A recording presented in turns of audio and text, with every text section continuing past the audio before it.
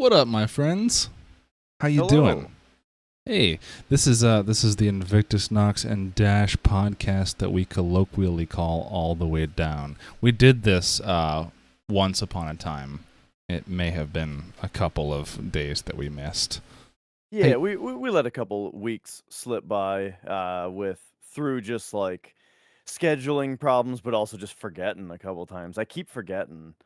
forgetting, and then life gets weird or bad. Yeah. Like just today actually, I totally forgot until you messaged me because I was getting ready to practice some drums. Actually, Um, so that's an interesting thing. So sorry we're not gonna start off with video games right off the bat, but two things. We were talking about weird metal in one case, but I'd like to start off what you just said. Your streams where you do your electronic drumming, like to different metal tracks on that program you use, very fascinating to watch. Like I've never been a drummer. I've never like tried too hard to become a drummer, but like when I hear good metal drumming, I'm just like I'm like fascinated. I stare at it with my ears, if that makes sense. So like oh seeing what you yeah, do yeah. is cool, like broken down. Oh, thanks. I think that I think that's a lot of what draws me to metal is the drums, and it took me a long time to realize that, like I think a huge thing for me when I was younger was that I discovered Dream Theater and I started listening to a bunch of Dream Theater, right? And they're a band where it's like the guitar is really, really good and the keys are really, really good and the drums are really, really good and the bass is really, really good. And after listening to them for like a few years and really honing in on listening to the songs over and over again and honing in on one instrument at a time, at some point I realized like I think the drums are my favorite. And yeah, that was kind of what got me into drumming. But what you mentioned about so like drumming to the program, right? What you're talking about is called Clone Hero. If you guys have never heard of it, so there's Guitar Hero, there's Rock Band. And then on PC now, because music games as far as like a mass appeal thing goes, music games are dead, right? For the most part. You think so? But yeah, Really? well, part of it was killed by Rock Band 4 sucking. Like they tried to bring it back, and everyone was really excited about it, but Rock Band 4 was an unfinished garbage pile. And so uh like the game is fine, but it's only fine, and it was supposed to revitalize the genre. Anyway, on PC though, there is a hardcore fan base of those games though that still exists, and they are making custom tracks, right? So you can do two things, or you can do a few different things. Originally, the custom tracks thing was something that you did for Rock Band 3 because well, you don't need to know the history. Basically, people are able to use programs like Reaper, which is a digital audio workstation where you can like mix and produce music. You can also use it to edit MIDI files, and it turns out that the Rock Band and Guitar Hero like tracks that you see of the lanes of notes and stuff, those are all generated off of a MIDI file that someone makes. And so there's like a program that compiles a MIDI file into a file that the game can recognize and play. And because of Rock Band Network a long time ago, people got their hands on this compiler, and now people are still very dedicated to taking all their favorite songs and making custom tracks, custom Rock Band tracks out of them that you can play in Rock Band 3. Or if you don't want to hack your system and have a modded game and all that, there is a PC game called Clone Hero that is just a Guitar Hero clone, but they've also put the Rock Band style drums into it with the four lanes and the lines for kicks and stuff. And that is super super super convenient because like the way it works is so simple. You don't even need to compile it anymore. The game just reads that MIDI file that I mentioned. Huh. So the MIDI, because if Is MIDI, is there any ever any issues where like it's just out of sync or anything? Oh yeah, like you need to get them from a trusted source because people Mm, make some shitty charts yeah. where like you're like, "Oh, someone made Hell Patrol by Judas Priest. Awesome." And then you play it and it's like 30 milliseconds out of sync, And like they got all the drum fills wrong and stuff, and that kind of stuff sucks. They played it, or they programmed it on a 720p Vizio TV from 2003 or something, so it's got all that Well, input lag. yeah. So you do have to worry about stuff like that. I mean, I could go deep into talking about how to make these things, Hmm. but basically, it's that like a MIDI file. If you don't know what MIDI is, I'm gonna try to be real brief here, but MIDI is a file that it's basically a bunch of numbers where you've got it's numbers over time. So you've got 0 from 127 are 128 different notes, you could call them.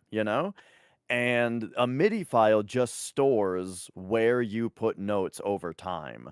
Uh, and they have a length, they have a velocity, they have like a track that they're on versus other tracks. And the game is just designed where like you can name the different MIDI tracks. Like you can have a multi-track MIDI where all the different tracks have different names. And if one of them is named part underscore drums, right? And then the game reads that MIDI file and it knows here's where the drum notes are gonna be. And then it's something like these 5 lanes are the 5 different color notes for expert mode, and then the 5 under that are for hard mode, and the 5 under that are for medium, and so on. There's spots where you mark like where you want to put your star power. There's different notes for where the fills are, and so since it's like a language that's been defined by harmonics at some point, the creators of Rock Band, we all know which ones to use, which notes to use, and then the game is able to just read that MIDI file and play the supplied sound file along with it, and hopefully the person who packaged this for you has them in sync, and then boom, you've got a thing that you can play. So yeah, um, It's Rock Band is actually how I learned to drum. really. So it's Oh, okay. yeah, because like, Rock Band 2 originally I think is when I really got into it cuz I didn't everyone a lot of people look at drumming and they say like, "Oh, I don't have that kind of coordination. I don't have that kind of limb independence and that kind of thing." And it's like, "Well, neither did I at first. But Rock Band basically provide the way I like to say it is it basically provides you with color-coded sheet music, Hmm. Yeah. that's like really easy to follow. And Rock Band 2 had a training mode where it's like, hey, hit the kick pedal on quarter notes. Just a 1, 2, 3, 4. Just hit the kick pedal like that for a minute. And you learn to do that. And it's like, okay. And then it's like, all right, now you're gonna put a hi-hat on eighth notes over it. Just here's the yellows, tut tut tut tut tut tut tut tut. And then at some point you go like really, real basic, beat by beat. Here's how to do the do da pata. Oh wow, all of a sudden you're drumming. And then I remember the big one for me is the do pa. I saw it's like the orange, red, orange, orange, red. And in the color coding, and I didn't know what I was gonna play. I was like, oh, this looks weird, and I played it, and then was like, oh my gosh, that's that drum beat I've heard a million times. That's how you play it, I guess. And so yeah, that's where I started, and at some point I started just learning songs on my own and took lessons at some point too. But Oh, you took nowadays, lessons now it's too. like, yeah, I took lessons for a little bit. Did you feel like it was Um, necessary after like all the Rock Band stuff? yes, because if you are going to learn drums from Rock Band, there are some very, very important things that the game does not teach you. For example, dynamics. Dynamics being how hard are you hitting each note. A huge part of like a really good sounding drummer is their accents on certain notes, right? Where you might there's like someone might play a snare pattern. It's like you know. But if you write that out in Rock Band, it's just a string of reds that are equally spaced apart, and you could just hit it, paka paka paka paka paka paka paka paka paka paka, you know, and you're hitting the same amount of reds, and so the game is happy. But no, no, no, you want the guy that goes,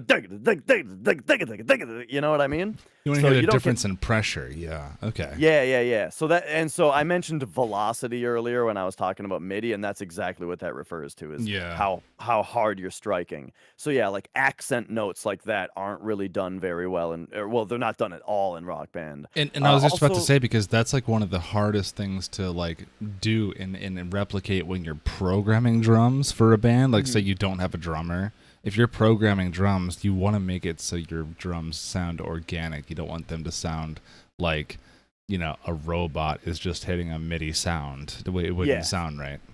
slight tangent there that I have that I hate the sound of a lot of programmed drums, specifically in unmetal stuff. Like, Oh yeah. man, whenever I hear like a rap song that has a programmed beat in it and they just fucking hammer the hi-hat on like 30-second notes with the same velocity, it sounds like shit.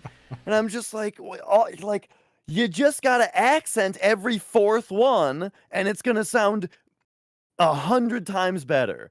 Like, oh my gosh. Have you ever heard Uh, of Death Grips? no, well, yes, I've heard of them, but I've not heard them. You're not gonna like them. Really?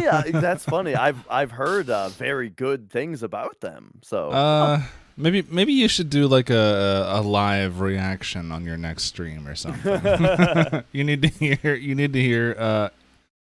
Just look up "It Goes, It Goes, It Goes" guillotine. That's all you need to. That's all you need to know. okay. Look that up. I want you to hear that mixing. But yeah, what's interesting about that too is when I record a drum performance, I record the MIDI. And it's really Mhm. interesting to look at the numbers and to see the little things that like happens when you record a real drummer. For example, my left foot isn't as strong as my right foot or my Yeah. left leg, right?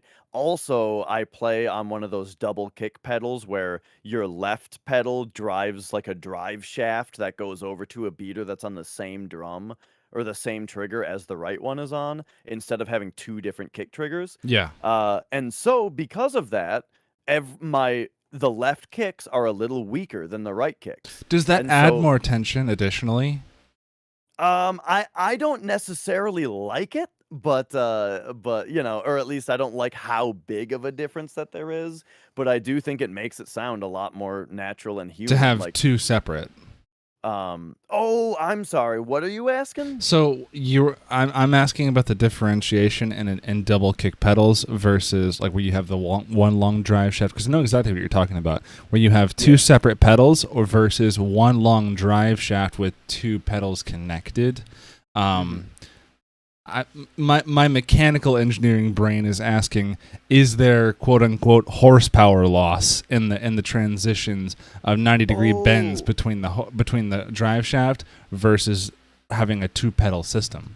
I think that there is, and that's why I brought it up. I think that Does that having exacerbate it, like the difference in your yeah. left and right? Yeah, like I don't know exactly how much weaker my left foot is because I think that some of it is also the fact that it's going through the drive shaft while the right foot isn't.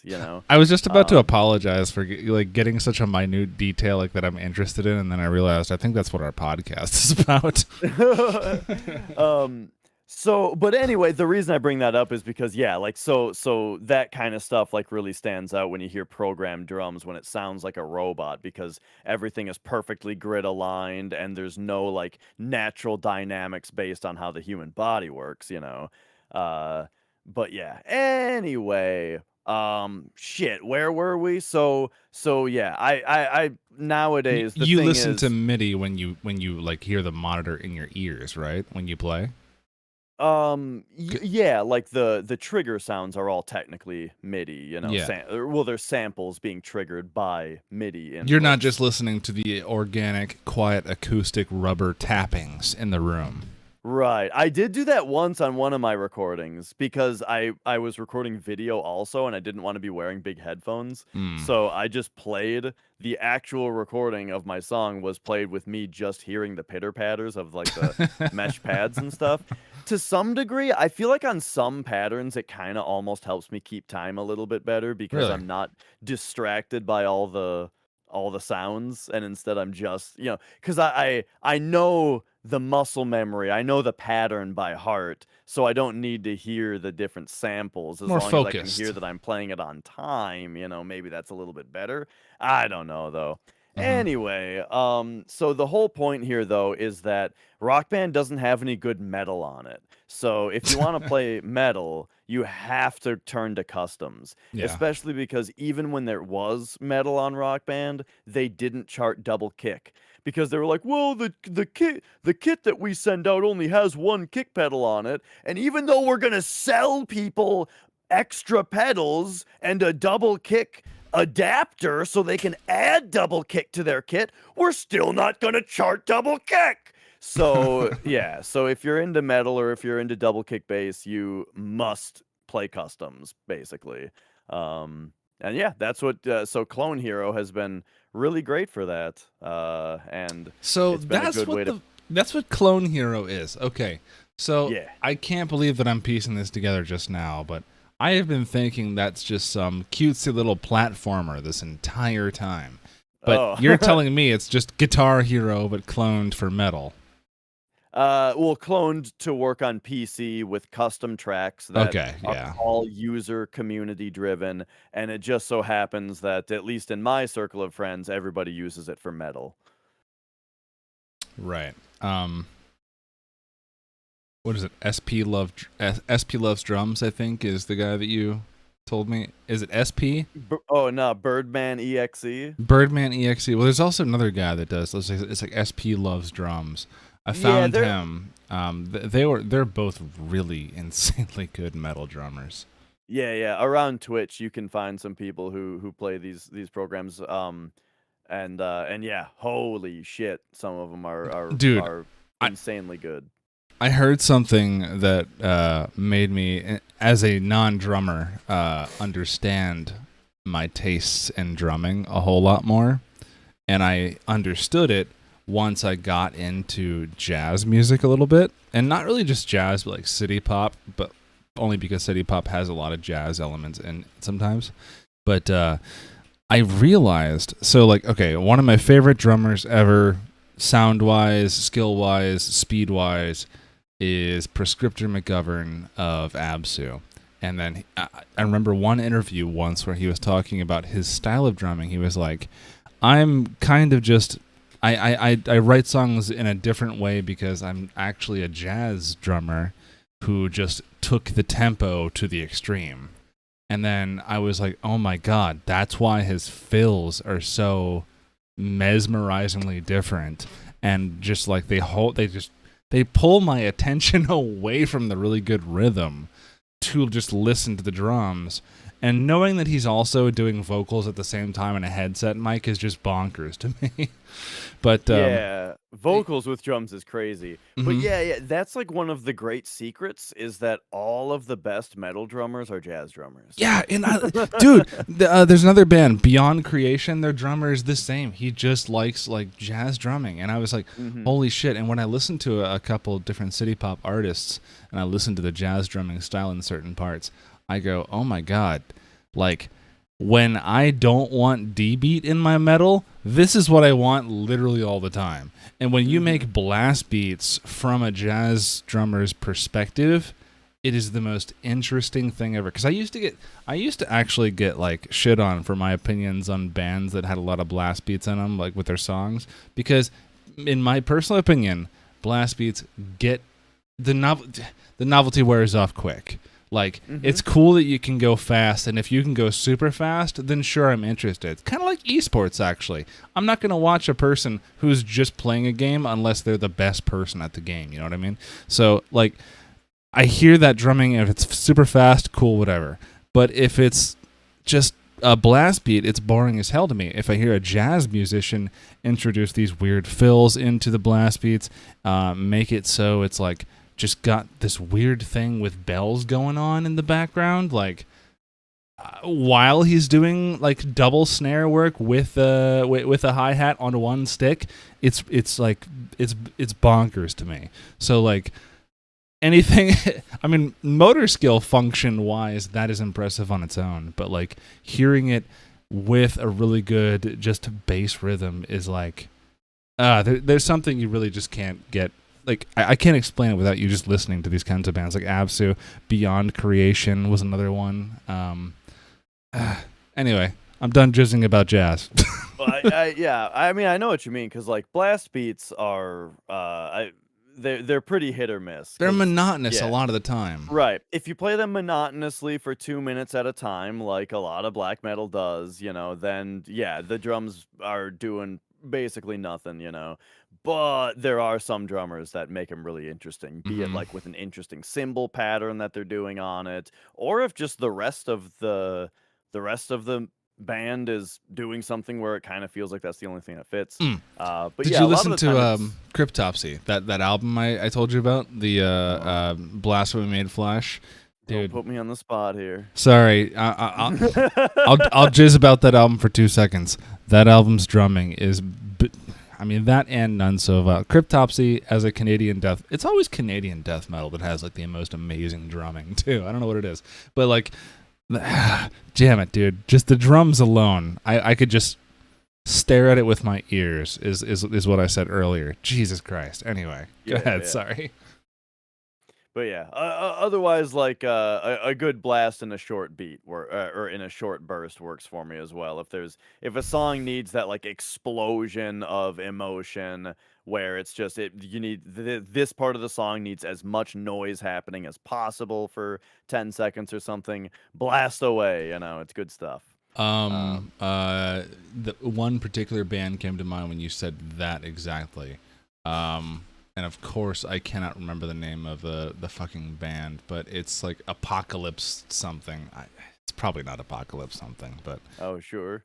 But eh. yeah, a lot of the time like Soul Remnants is a band that I can think of where they'll have a part of a song that right it blasts off for a crazy part, right, and then but then they oftentimes do like a big then roll down the toms into just boom, now we go into double kick, right, and that's where with those accented snares. And I really like that kind of thing because it's like the blast gives you the burst of emotion, and then it rolls down into now a part that when there's double kick with the snares just on the threes now it's like you're grooving, you know what I mean? Yeah, yeah. And I think it's a really cool way to augment the feeling of a piece of music. Um, It was yeah. Flesh God Apocalypse. Flesh God Oh, Flesh. Apocalypse. I've definitely heard that band. Yeah. I think And of that when you say when you need an explosion of emotion, because Jesus Christ, does every song have that with them? yeah. But that's some drumming talk. Yeah, check out if you don't know about it already. Check out Clone Hero. It's free, and there's a Discord for it. And if you like Rock Band and Guitar Hero, including the drums which are I think technically still in beta, but they work great. Yeah, go uh, check that out. There are more songs out there that you like that you ever knew could be in the game because people have already made them. It's great. You want to get to nerd video talk real quick? Okay. Nerd video talk? Yeah, I don't know why, but your webcam is coming into me in interlaced video. Yeah, it's because of the split cam thing. Is it? So, yeah, like if I think maybe I don't know anymore. I don't think the Um podcast can notice it because I have you scaled down so small, but like on my full screen image, you're just like a line monster every time you move. Yeah, I don't know what the deal is with this camcorder, but I think I think it does interlaced video, and I didn't think it did when I bought it. So I'm a little grumpy about that, but that's how it is. Hey, oh, that makes sense because you say camcorder. A lot of those record in 1080i natively, so makes sense. Okay, I was just curious. So I have one of the reasons I've kind of just been like meh about doing the podcast haphazardly here lately is because I haven't had a whole lot of experience with the whole new games. It's kind of been like just little nibbles out of a few different games here and there. Have you had any new game experiences? So yeah. I've kind of been going through a thing of like super challenging stuff lately. I think I talked a bit about Valheim doing permadeath last time that we spoke. So I finished that. I did it.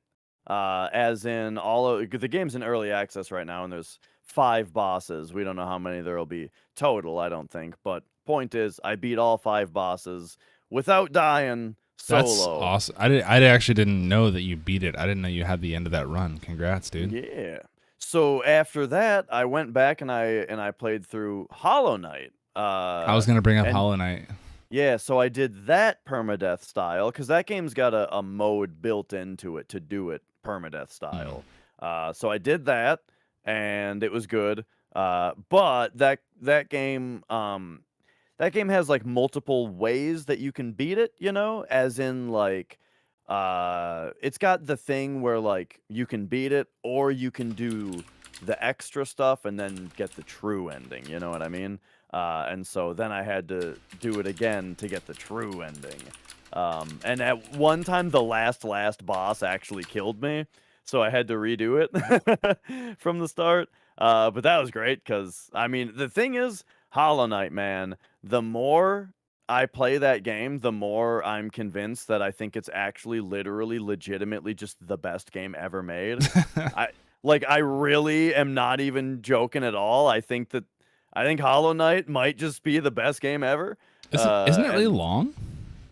I mean, it's yeah. The first time it'll probably take you, a decent chunk of hours. But now, like, if I'm gonna play from the start and get max percentage, like do absolutely everything, probably takes like 10 hours. Um, you know, at that point, knowing everything, knowing exactly where to go and kind of having a route in my head of how I want to do things most efficiently and stuff. I'd say when you're at that point, max percentage is like 10 hours, right? But that's for someone who knows everything that they're doing. 10 So hours that's not that's not very long. yeah, well, it's not right. It's the same thing as saying that like you can beat Super Metroid in under 2 hours, or maybe or maybe under 4 hours. And it's like, oh, what Super Metroid? It's only 4 hours long. Well, not your first time, Yeah, dickhead. That's like so yeah, it's the same thing as that, right? My first playthrough of Hollow Knight, when I didn't do all the extra stuff, I just like beat the game as early as possible, took me about 35 hours. And then my first time getting like max percentage, I think took me somewhere between 60 and 80 hours. Yeah. So anyway though, so I did that, right? It ended up being a few playthroughs because I had to do everything a couple different times because I died a couple different times. So but that was good. Yeah, it's great, dude. Oh my god, Hollow Knight is it's so fucking good, but I think I've already exhausted it's everything that there was it's to on say about Switch, it. right? Say what? It's on Switch, right? Yes, it is on Switch. I And think it's I on may want to pick up a physical copy of that at some point. Yeah, do it, dude. I do think it's best played on keyboard, but hey, that's a preference thing. So it's a platformer. I know that much. Mhm. And I have a fight stick. I know that much. So Okay. that's probably how I'll try and play it because Yeah. it sounds like kind of a joke a little bit, but like when we did that challenge, we're playing Bury the Bunny on Steam to get the speed run on that. I did that with a fight stick, and honestly, no regrets. It took 5 minutes to get over how awkward and precise a joystick on a fight stick can be with your movements. But like when I say it's precise, I mean that you have a lot of throw, but you also have a lot of precision. That's kind of how a fight stick typically works, depending on the stick that you want to put into a fight stick. Anyway, don't want to go down that rabbit hole. Platformers are weird as fuck on fight sticks until you get like 10 minutes in. And then it's like, okay, cool, this is badass. Yeah, so what I'll tell you about Hollow Knight for like the reason for like selecting a controller for it is that the game, you can if you're facing right, your sword slash is right. If you're facing left, your sword slash is left. But if you're holding up, including diagonals, you'll slash upward. And if you're holding down, you'll slash downward if you're in the air. And that is like super, super important to the game. It's one of the main mechanics of the game is the fact that you can like jump and like if an enemy is shooting at you, you can jump and as he passes under you, bloop, you can smack him downward, you know? And so you need to very quickly be able to press up or down and know that you're pressing up or down precisely and hit the attack button, you know? And I imagine like it'd be good a fight stick is probably good for that. Yeah. Okay, exactly. Like, I was going to say. A fishing rod controller, maybe not. Maybe. Yeah, you guys with your fight sticks, right? I mean, you guys are doing your I got to go down, left, quarter circle, forward, low punch, you know? And so I'm sure if you can do that, you can play Hollow Knight on it. But yeah, I don't think I know of any moves that go down, left, quarter circle, forward punch. Well, shit. I guess that's what I've been doing wrong this whole time. But yeah, that's I mean, so for to some degree, I've kind of been playing the same things that I talked about last time for the last couple weeks. Hollow Knight, Nocturne. You know, I was talking about Nocturne. I'm still playing that. But I did play a couple other things that I haven't talked about. I don't know how much you want to hear about it, but I played Castlevania Chronicles for the PlayStation. So I don't know if I want to hear about it, because technically I've already beaten the game that it's based off of. But how much am I missing content-wise? You have not played Castlevania Chronicles if you have played Castlevania for NES. Okay. It's booked as a remake. You look up Castlevania Chronicles for PS1, and it's like, oh, it's a remake of the NES game. And like, yeah, I guess, but it's a totally different game. The levels are way different. The bosses are different. There's more levels. You know, so it's awesome. I mean, I won't go super into details, I guess, but it feels very classic Castlevania, where like, you know, you're jumping, you're whipping, you're getting sub items. Do you get the SNES all around direction whip? No, it's more classic than that. Yeah. Nice. However, you can change directions midair after you jump. So that's a little non-classic, right? Yeah. They changed that on you. But yeah, besides that, feels super classic. But yeah, all the levels are new. The music's great. And, are the bosses like different kinds of fights? Totally. Like all of the bosses are awesome. Remember in NES Castlevania where all you have to do to fight the Medusa head is spam the watch and whip her and it's dead? Yeah, the Medusa fight in this one is like awesome. It's gonna take you 10 tries, you know. Nice. It's good stuff. It's just like Return to Form, but like HD. Yeah. I mean, it's funny to say HD because it's technically the same resolution. Yeah. But it's HD from like that perspective. Right. I mean, it's PlayStation instead of NES. This is hang on. This is this is Metroid Prime for Metroid's sake. Maybe not that far of a jump, but well, so the original Metroid was remade on Game Boy Advance as Metroid Zero Mission. There you go, Zero Mission. You know, yeah, like I think it's comparable to that, except it's even more different though. Maybe, I don't know. It's been a while since I played Zero Mission. I don't think you're spoiling anything for me by telling me anything about Chronicles, right? I mean, lore-wise, lore-wise, it's the Monster Mash. You know? Yeah, I mean, I think I already said all you need to know though is that like, hey, if you thought you could skip this one because it's a remake, nah. Not only should you play it cuz it's way Mm. different, but you should also play it cuz I think it's like one of the best Castlevanias I've played so far. Really? Good. Yeah, it's really really good. How do I acquire it? Yeah, it's not cheap. So Ugh. it's got that problem. And then God, do you think the COVID price ain't gonna go down? well, hang on. Have you heard the talk about retro game prices? I I don't know haven't. if it I don't know how much it affects you and me prices. But you've probably heard about things online about how did you hear that Super Mario Bros. A sealed copy of Super Mario Bros. Just sold for $2 million. Well, yeah, And like that's because it was that was the it was a historic cartridge that was like meant for, hey, we're gonna give these to our agents to go to North America to the pre-sale in New York City to release on market there before it releases East Coast and then United States, nationwide. That was what that copy was, I want to say. And it was uh graded, I want to say.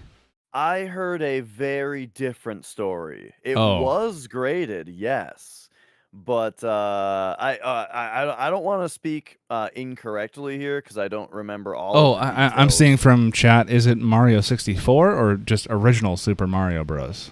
There were both. Both Oh. of them sold for more than $1 million. Oh, One of Jesus them was two Christ. million. So here's the thing, though: that company that does the grading is linked to the company that does the auctions. Uh, Yes, like and there's a scandal that our mutual friend Popo and Duck let me in on about how like this whole grading thing with at least this one particular organization that does grading, yeah, they kind of artificially pump their shit up. exactly. There is the grading company is WATA Games or something, Mm. and then the auctions where they're actually selling this shit is like heritage auctions or something, and they're basically from what a report that I saw is saying, where they have like receipts of here are the people who own these companies, here are the receipts of these sales and who is buying them, and it's very clearly the people who own who operate Heritage and who operate WATA Games are trying to generate a bunch of publicity about how valuable this stuff is and how people are buying these things for $1 million to generate their own business, Just your of typical market manipulation. exactly. Yeah. And so I don't know how much that affects when you go into your local game store and how much, a copy of Tulip for PS2 is on the shelf, right? I don't know how much hits that or if it's just for sealed stuff, but I imagine it probably affects everything Here's the a thing, little though. bit. What happens if, and this is why I brought up our friend Popo, is because he was like, man, what if I just, okay, I'm sorry, Popo, if you're listening. I don't mean to misquote you, but from what I remember you saying, it was something like, what if I just fucking bought a box, and like made it super legit, look sealed, and had like, I don't know, some plastic weights in where the cartridge slot would be in the cardboard and just Mhm. send that to them. What are they going to do? Open it? They're not going to do Well, it. They're freaking going to plastic wrap it and then say, "Hey, this shit looks good." And then that shit's worth bam, $2,000. Well, that's another issue with what's bullshit about grading in the first place is that it's really subjective and it's up to the human that grades it. Yeah. I mean, some people they'll buy an 8.5 graded thing, break the seal, and send it back in to get graded again and see if it comes back a 9. If it did, oh shit, they just made a bunch of money. Jesus You know, Christ. They do that's that?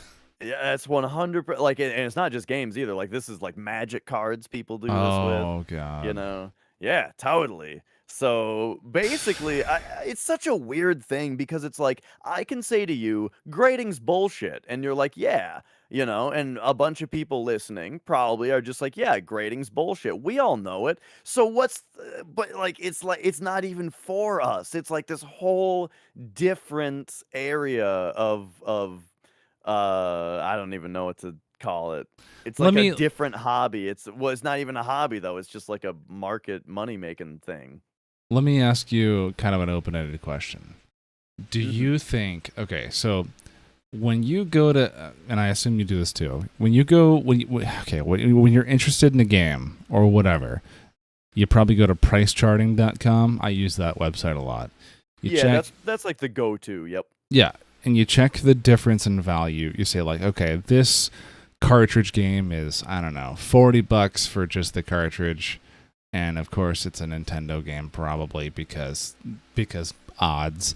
And then like the sealed or the complete in box because of Nintendo is like 4 times the cost because who the hell has the old cardboard? But next step is what I'm interested in. From sealed and or graded, the price jump is, to say exponential would be putting it lightly. In a lot of cases, are there anything? Are there any games that you think you might actually go for at a price like that if you have the funding to do so? No. Or I is mean, it worth it in general?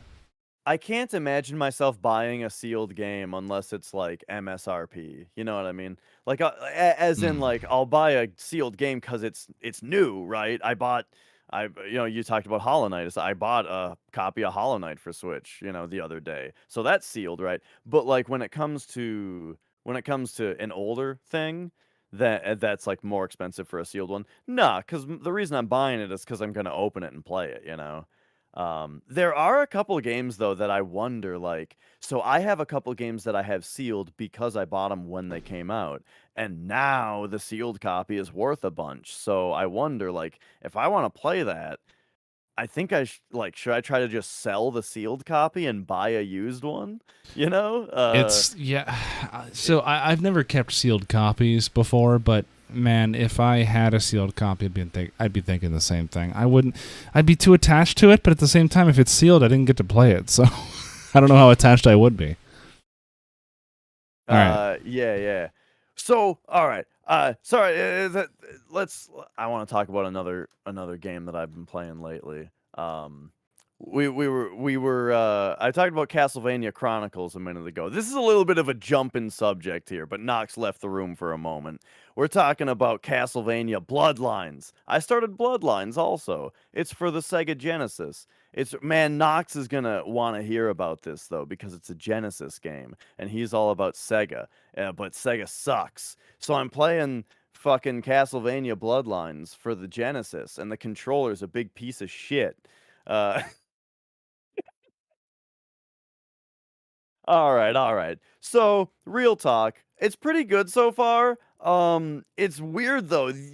Dude, the main character of this game, it's hilarious. He looks like the main character of Brutal Legend. The way that he's just like all fucking shoulders and bulge. Like he's this giant chested, giant shouldered man with this huge torso and then these tiny legs sticking out of the bottom, and he walks for it. So like it looks kind of goofy from the start. And the levels that you're in are kind of weird and goofy. Uh but it's got and like some of the stuff looks really silly cuz like I don't know if the Genesis is unable to rotate sprites, but instead they have it use a lot of different sprites as a segmented thing. Oh my gosh, it's hard to explain, but it's like okay, so instead of having like a creature that's got a tail where the tail is individual segments that rotate. Instead, it's like the tail is a bunch of balls and the balls just move without rotating in order to simulate a tail, right? So it's got a lot of that kind of stuff going on, but sometimes it just looks goofy as fuck. Like one of the first bosses, maybe it's the first boss, Well, hang on. is just I don't this. want spoilers for Bloodlines. Well, okay. Look, at some point you're gonna fight a big dude in armor. Like, Okay. oh, big surprise. But like the dude looks so goofy because he's like a bunch of they like tried to make it big and cool looking where it's a bunch of different pieces, you know? Like his feet are a piece and his shins are different pieces. Oh, And he's he's like this mini Exodia? yeah, yeah, but like with Sega Genesis sprites, but like the way that he's animated is it looks like you're fighting fucking Goofy from Kingdom Hearts. Like, you know, just the way that he's like flopping around and stuff. I don't it looks real goofy. Okay, well, But I just want to know, or I just want to have you know that the Sega Genesis controller is more ergonomic than what I was just holding in my hands a second ago. And I'm sorry if your hands can't cope to one of the best controllers ever made. what were you holding your cock a second ago, or what are you Yeah. talking about? Yeah, And that's the ultimate in ergonomics if you think about it. so I got this. The Sega. Okay, so I like to shit on Sega for fun, but I actually was pretty pleasantly surprised by how well the D-pad worked. I'm playing Castlevania, and the D-pad works very well. The thing that I don't like though, same problem with Contra Hardcore, is that having 3 buttons lined up is weird and dumb. Uh, I'm kind of on that same boat with you, honestly. But counterpoint, having 6 buttons lined up is the best. well, you don't use the top 3 for games that only need 3 buttons. For platformers, right? So, yeah, most likely, yeah. yeah, so like here's a game where it's like you got A, B, and C left to right? And one of them is whip, one of them is shoot, and one of them is use your item, which is interesting. In this game, you don't hold up and press whip to use your sub weapon. It has a dedicated button. But being that it's a Genesis controller, it feels kind of awkward to hit it. It's fine though. It's not terrible. It works pretty well. Well, you're saying C is your sub weapon? Yeah, but you can change it if you want. Yeah, They actually let you rebind them however you want, so that's really cool too. Kind of like Streets of Rage. Yeah, it's actually it's something that you don't see often enough. Are when retro games actually let you rebind the controls. Oh my It's really god. nice. Yeah, actually that's a underappreciated thing, I will say, because I have been playing Streets of Rage and that gave me the option. And if that didn't give me the option, like most games, I might have been pulling my hair out trying to beat that game. Holy fuck. Because the special button, I know I've ranted about this before, but the special button is so easy to hit and just blow your load prematurely, and then wham, you don't have enough actual, kick ass to beat the boss, It's a bummer. Yeah, so shout outs to Castlevania Bloodlines for that, and Super Metroid for letting you rebind, and Doom 64. Those are the only ones I can think of. Super Metroid lets you rebind. That's good. Mm-hmm. Forward thinking for Super Nintendo. Yeah. So I think that some things about Bloodlines are really goofy, and like some things about it are kind of stupid, but at the same time, a lot of it is pretty cool and it's enjoyable so far. I'd probably like it a lot more if I wasn't coming right off the heels of Chronicles, which was so good. But that's yeah, that's a good point. Hang on. Why did you play Chronicles before you played Bloodlines? I don't know. I think maybe so Chronicles is a port of a game that was for the X68000, and I think that game came out before Bloodlines did. So it's like a yeah. so it's like a port to PlayStation of a game that came out earlier. So I played it first, That is correct, I believe, but lore-wise, it's the same game as far as I know. You'd know more than I would at this point, but lore-wise, it's the same game. So this is a weird, interesting crossway where you go, okay, hang on, the mechanics are newer than the lore in the series timeline. So, which do I do? The further along, but less technologically advanced game, or the later along, technology speaking, but earlier on story-wise game? Yeah, so I mean, generally, if I want to play like a whole series, I just play the games in release order. You know, I feel like that's generally the way to go. Cause like, look at like Metal Gear Solid, for example. If anyone ever tells you to play Metal Gear Solid in chronological order, just kick him in the nuts. You know, because that is a terrible idea. Well, First, hang on. because like That game is so generationally different with consoles, right? well, that's the thing is that yeah, like you want to play a Metal Gear Solid 3 for PS2, right? And then play like a PS5 game or 4 game and then go back to PS1, like you're all over the place. Uh, And then also the problem with something like Metal Gear Solid specifically is that Metal Gear Solid for PlayStation, even though it's in the middle of the timeline, it deals with very few concepts because it's the first game, you're introduced to the idea of Big Boss and nanomachines and Shadow Moses and stuff. You're introduced to all these concepts as the first game, and then Metal Gear Solid 2 expands upon those concepts, and then Metal Gear Solid 3, even though it's a prequel, it's still expanding on the knowledge from 1 and 2 that is required reading to understand the story. You know what I mean? does Metal Gear on the NES fit into this anywhere? Yeah. I don't think that you would need to play the MSX games first, but I mean they are part of the The story. the NES games.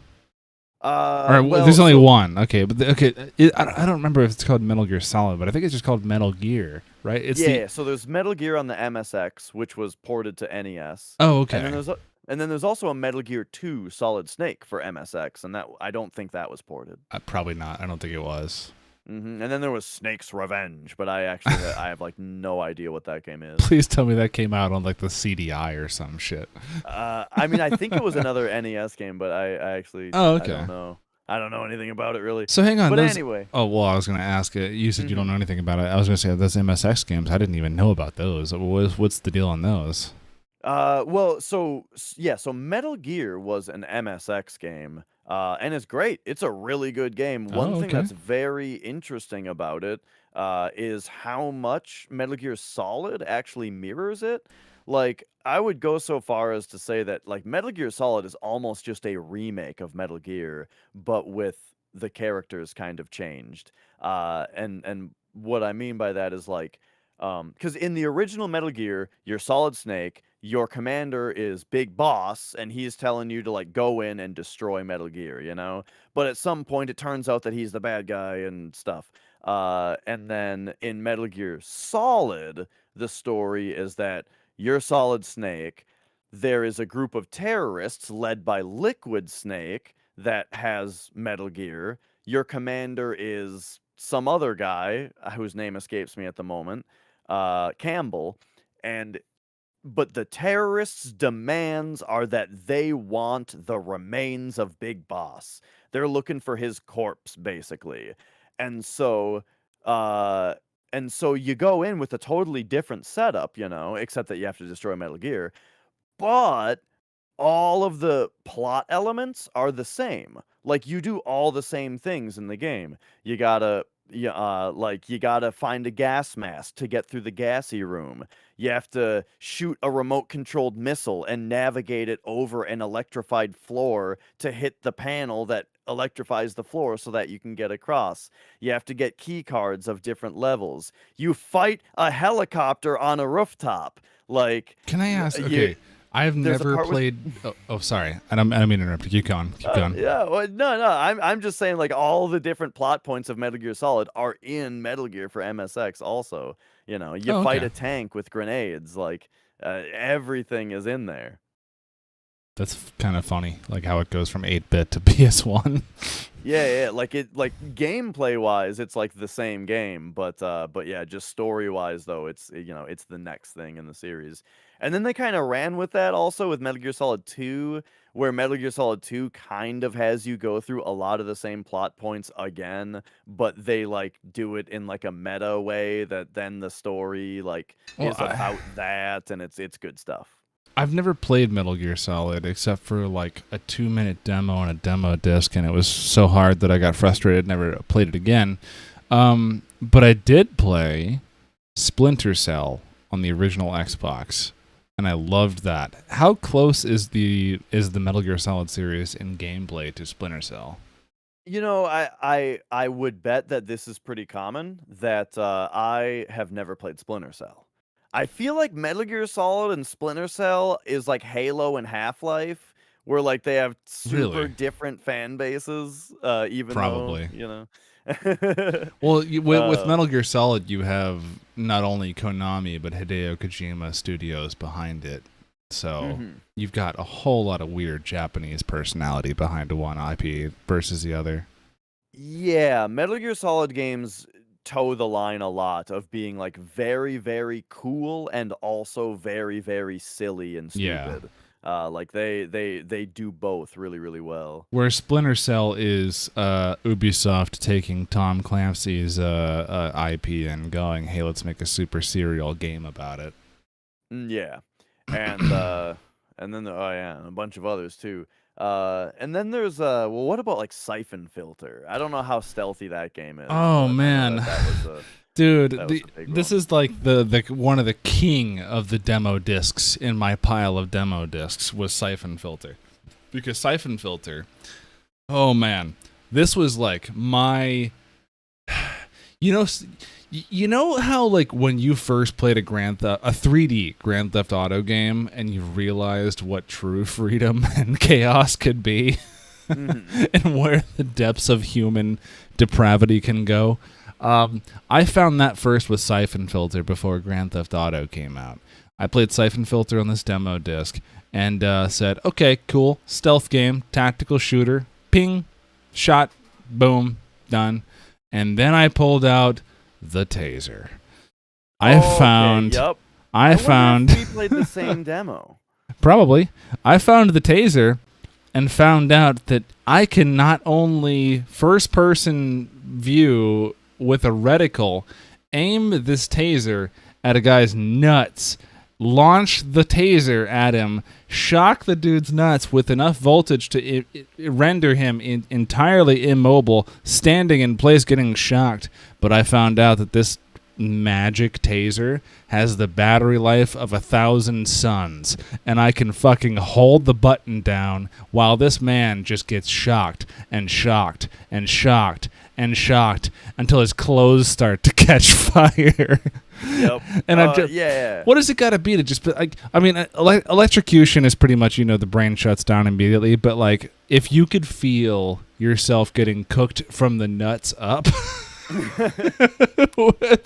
That was my like fucking 10-year-old little brain going, I love video games. Yeah. I bet we played the same demo. Did you have to fight Kravitz in it? I did not get Uh, that far. I was way too you focused on the you were taser. tasing dudes, probably tasing the CBDC agents. Pretty much. Oh man. But yeah, I think we had that demo too. The music got Anyway, intense too. The music got kind of intense. You just hear, and yeah, I then you remember hear it the looking. fucking. Sorry, go ahead. I remember it looking really good for a PS1 game too. Like I remember your character like leaned into his turns and stuff like Yeah. that, and I just thought it was. I was impressed by the game when I was younger. Which at the time was pretty good, because like there weren't a lot in if I recall correctly, there weren't a lot of shooters, first or third person, that gave you the option of ducking around corners to see. Mhm. I want to say one N64 game did. I don't think it was GoldenEye, but it was another FPS game where you could kind of lean around a corner. But a lot of games didn't utilize that very much, because in that time, the way hitboxes were with the way that graphics were, I don't think it made a whole lot of sense to waste your time doing that versus actually just being more offensive. Yeah, definitely. When I got past the tasering guys nuts until they started on fire, because I was there too. I do remember finding Siphon Filter, like when you got serious about it, you had a lot of options and you could play the game kind of your own way, which was cool, and there were a lot of controls to do that. Um, there. Okay, so I got at least one more game queued up to Ooh. discuss real quick. Uh, because yeah, we got this. It's getting green screened Oh, out a little yes, I bit wanted on to bring here. this up, actually. If you guys Yeah. can't see this, it's Alien Trilogy for the PS1. Alien Trilogy. Funny thing is, I looked up some stuff about this game online, and everyone seems to say that it sucks. Like all I hear about it is, oh, the draw distance is really bad, and you know the something something. I don't Well, know. I think this game is pretty sweet. so yeah, I'm gonna go ahead and give you the big agree there, buddy. I was told by our friend Dying Camel that this game was terrible, and I think this was the last game he actually chilled with me on when I was streaming. Was Alien Trilogy when I popped it in once. I played it for a good solid hour, I want to say, and it was like, it's funny you bring up draw distance because that has never ever been a strong suit of the PS1 ever. Like no games have been good with draw distance. PS1 is about rooms and detail in those rooms, or a different kind of game. With this game, you're in rooms, so draw distance didn't really matter all that much, in my opinion. And Right. the action was slow enough to where if there was an alien that you could spot from across the room, you could usually dispatch it if you had the correct weapon and ammunition, etc.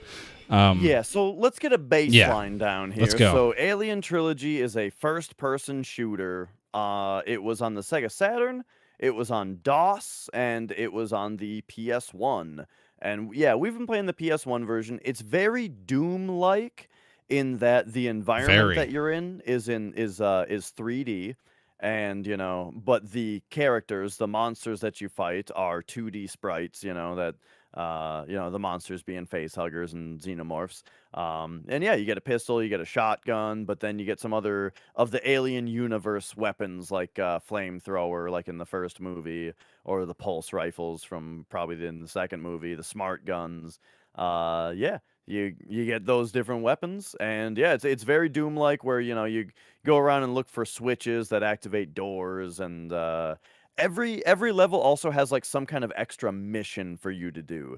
If you read the blurb before the mission starts, it'll say something like, we need you to collect all of the ID tags from the dudes, you know, from the infected Marines or whatever. Kind of And like so Doom then 3. yeah, so then like on that mission you need to be on the lookout for those specifically. But some of them are a little bit more interesting. Like there's one early on where they just want you to like blow up all the barrels. Kind of like There's Doom. there's a mission where there are specifically enemies that are in like secret areas where you're supposed to find and like exterminate those ones Are there a as bunch part of of the barrels in mission. those secret areas? Um, maybe That's one of them. it's a lot like Doom. But so yeah, then you know, so then when you beat the level, a lot like Doom, it gives you the like, here's the percentage of kills that you got, here's the percentage of secrets you found, and then there's another counter for the mission, like how much of the mission did you do. And if you don't do enough of the mission, my brother and I playing together found out if you don't do enough of the mission, it just starts the mission over and you have to do it again. But That's you know, awful. we're 24 levels into the game, out of like 30, it says on the back of the box, and that's happened once. So like, you know, it's not that big of a deal if you're paying a little bit of Not a attention. huge inconvenience then. Good. Yeah. So yeah, so that's like your baseline, is the game's very Doom-like, and yeah, the difference is that like the draw distance, well, first of all, the game's pretty dark. The game is pretty damn dark. Very.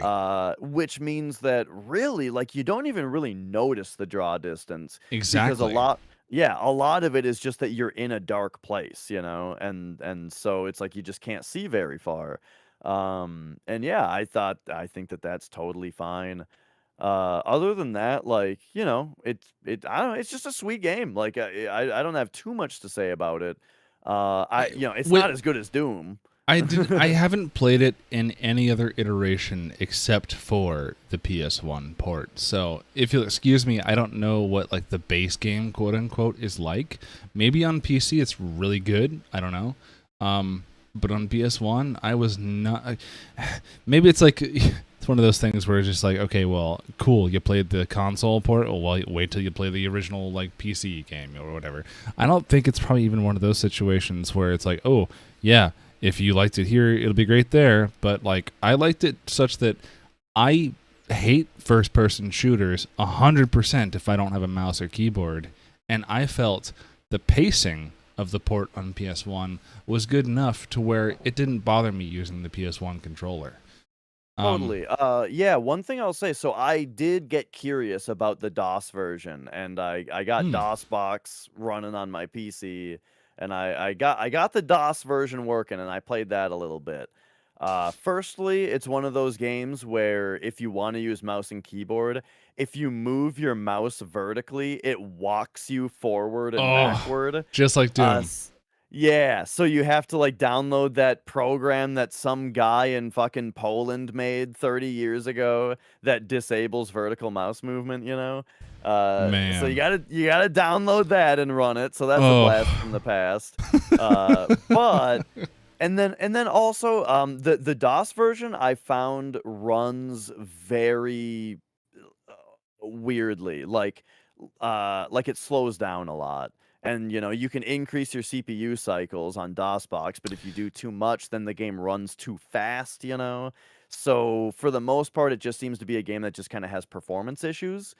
Indie devs, calling all indie devs. I am offering, if you can hear me right now, I am offering a $10.00 bounty if you can port Alien Trilogy to GZ Doom.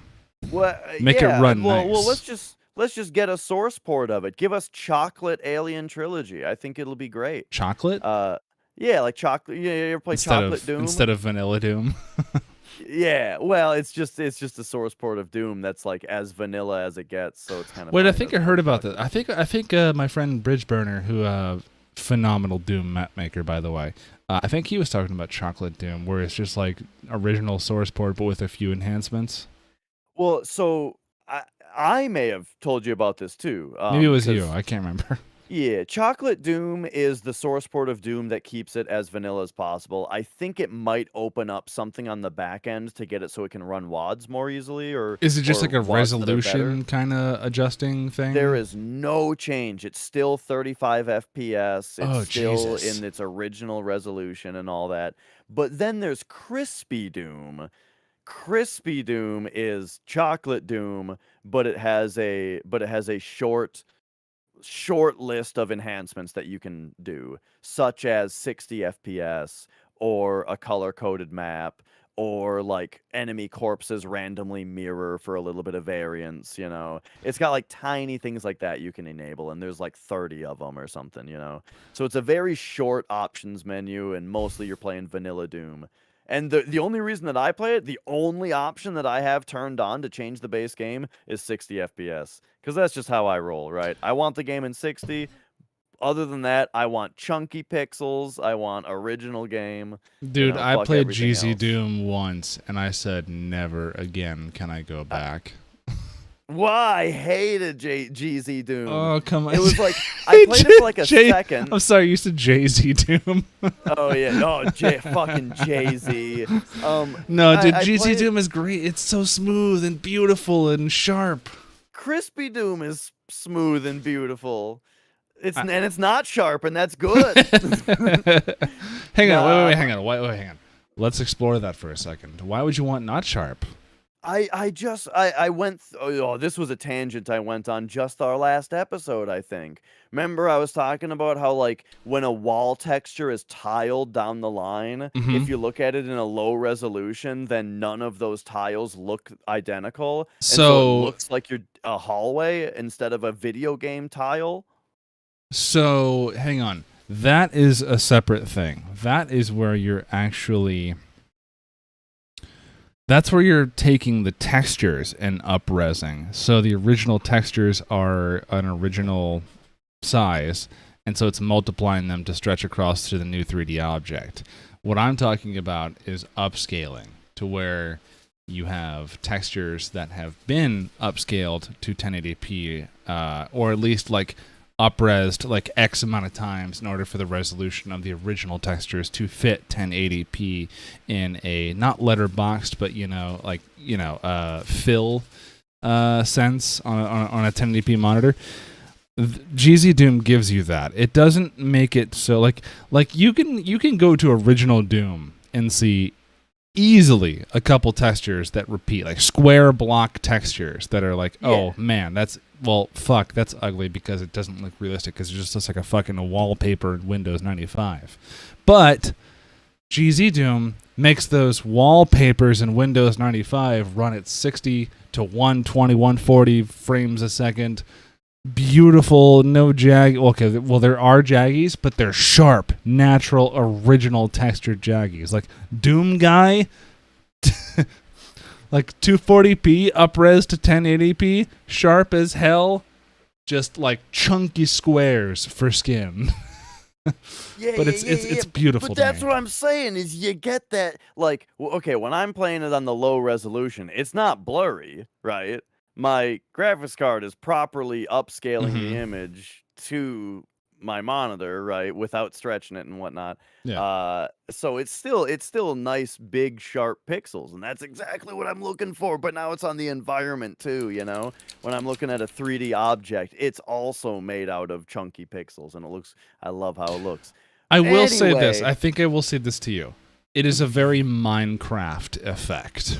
It is a very Minecrafting of the original Doom game, in that you are looking at very retro things in a very new sense. Exactly. And I like it. I like it for that, honestly. Okay, and I don't like how that looks really. And then also GZ Doom adds like fucking particle effects on your rockets and like. Does it? And it puts like a fucking reticle in the screen. It lets you jump and duck. And shit like that. No. You turn that shit off. You turn that off. Exactly. So I went to turn it off, and this game has motherfucking like 16 pages of options of tiny text. And I just have an instant anxiety attack looking at these menus, and I had to uninstall and look for something that's more me. Yeah, no, dude, it is like that. Okay, so though you missed the one option that made it tolerable for you, which is UI scaling. Turn the UI scaling up to like 1.25, and then all the options that are there. It's overwhelming as fuck. I agree. But the UI scaling makes it look a little bit more manageable. And you need like to go through like 2 menus tops, and then you're done. Turn the reticle off. And for me, this is important, which sucks because I have friends who make really nice maps. They're really good map makers, but they require the ability to crouch sometimes and to jump. And I don't want to crouch. I don't want to fucking jump. I don't want to have a fucking Y-axis of looking at all when I'm playing Doom. I want vertical looking, and when I look at something on the X-axis and it's in my Y-axis, I want my gun to auto-aim up or down. It does not matter, because that's how Doom is. That's how Doom is supposed to be. But I just want it to look good when I play Doom. I'm cutting you off right there because that's a perfect transition back into Alien Trilogy. Yeah, I'm done. Go ahead. Which is a very Doom-like game where you don't have to look up and down, except you kind of do. So this game has up and down look, but in order to do it, you have to hold the L2 button and press circle or triangle, which aims you up or down for like a brief moment, right? Again, like the game has like 30 levels in it says, and my brother and I are on like level 24 or something, and I don't think that we've ever needed to look up or down. There's been a couple times where it's helped, but like, yeah, you don't really need to, but it is a big weird dumb pain in the ass to do it. I do remember it being a pain in the ass when I played it. So back to I was playing the DOS version a little bit. And one thing that I will say is when you get it working with mouse and keyboard and it feels like Doom, it is a bit too easy in that context, you know, because of your mouse and keyboard abilities, right? There's no reticle in Aliens Trilogy, is there? Correct. There is no reticle. Okay, good. So yeah, so it makes sense that the game feels like it's paced really well for a PlayStation controller, because when you do give yourself mouse and keyboard, then it's kind of too easy. So yeah, Unless you play it though, like OG Doom and not use a mouse, where you just use control to shoot and shit. yeah, if you play it on PC, maybe play it on keyboard. But the thing is, I think that the PlayStation version has been a little bit better anyway, because the what was I saying? Because it runs better. It feels like it runs at 30 Really? well, yeah, it feels like it runs at a stable frame rate. I don't know if it's 30 or 60, Is the but DOS version just very variable? yeah, like it has a lot of slowdown, and if you try to speed up Uh, your processing to mitigate that, then the game runs too fast. So like yeah. it's very variable, which is super annoying. Um, the DOS version is not dark though, like the PlayStation version is, so that's weird. The DOS version, the draw distance is a lot more noticeable because it's a lot brighter. Do you have a brightness Uh, slider to adjust? Not that I saw, but I'm not just gonna say no because I'm not Hmm. sure. But yeah. So there's But you been some guys have interesting gotten stuff pretty like far that in about it. that, yeah. Yeah, we're like almost at the end. Other things to note about it is that the music, the soundtrack is fucking awesome.